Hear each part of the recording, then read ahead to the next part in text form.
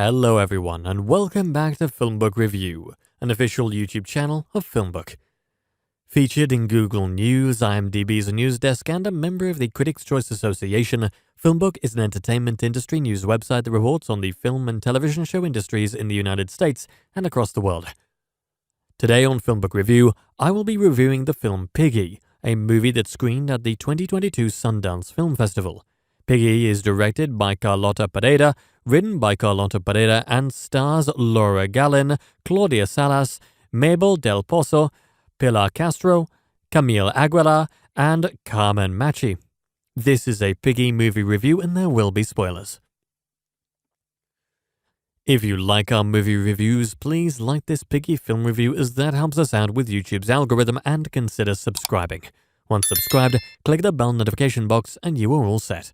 Please also consider becoming one of our patrons on Patreon at patreon.com/filmbook. If vacationing teenage girls were the only bullies targeting overweight Sarah, the daughter of the local butcher, she might have fared better that particular summer. But Sarah is not so lucky. The entire town bullies her in one way or another. Even when Sarah's mother stands up to her neighbors accusing her daughter, it sounds as though she presumes Sarah's guilt and is merely defending her daughter out of maternal duty. Her father is the exception that proves the rule. He is content to alternately chide or support Sarah in a lackadaisical sort of way. Neither has much impact on Sarah's isolation until an admirer comes along and semi-courts her from a distance, a serial killer who specifically targets Sarah's tormentors as a sort of tribute. When Sarah first acknowledges this killer at the community swimming pool, it feels like a setup. Bravely toting her bag with her towel and sundry times, and even more bravely wearing a bikini that sinks into her flesh, Sarah is goaded into the water by a taunting triplet of out-of-town teenage girls. She submerges to escape the ridicule and swims past the killer's first victim, the beefy lifeguard, evidently anchored to the bottom of the pool. Sarah reemerges to discover her teenage tormentors making off with her bag, leaving her to walk home on a dirt road, practically naked and shivering. A distinctive white van drives by, a bit too slowly for comfort, slows to a stop, and the driver opens the door and drops her bag by the wayside. Sarah recognizes the girl, blood and screaming, in the rear window of the van as one of those at the poolside. The driver lingers as though to make sure Sarah recognizes the captives and then drives off.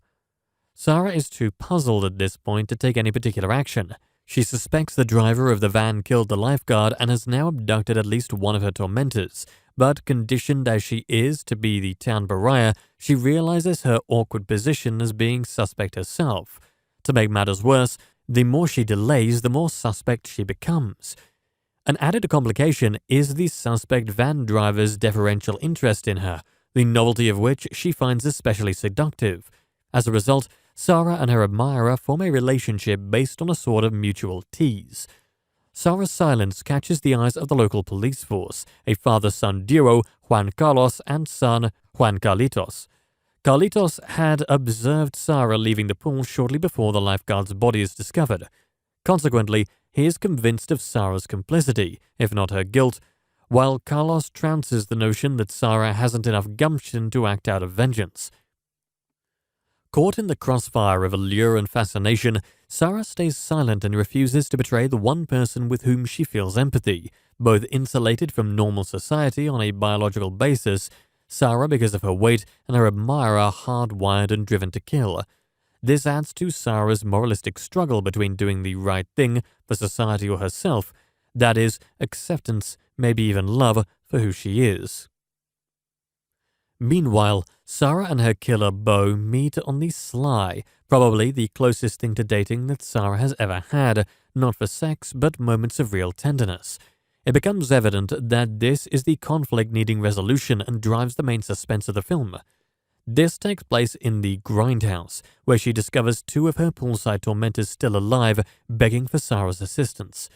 Here the suspense reaches its critical mass. One may feel a bit disappointed at Sarah's ultimate choice to defer to society over her own needs and try to effect a rescue, successfully as it turns out. Sarah does liberate the girls in a surprising way that satisfies the true north of her moral compass as well as her contempt for cruelty and selfishness. The depth and cleverness among the buckets of blood puts Piggy a cut or two among others for aficionados of grindhouse cinema. For those who are not, there is plenty to appreciate this film in retrospect. And that brings us to the conclusion of this Piggy movie review. I would love to hear your thoughts on it below in the comments section. If you liked what you heard during this review, please like this video and subscribe to the channel. Thank you for viewing, and you can watch one of these reviews next.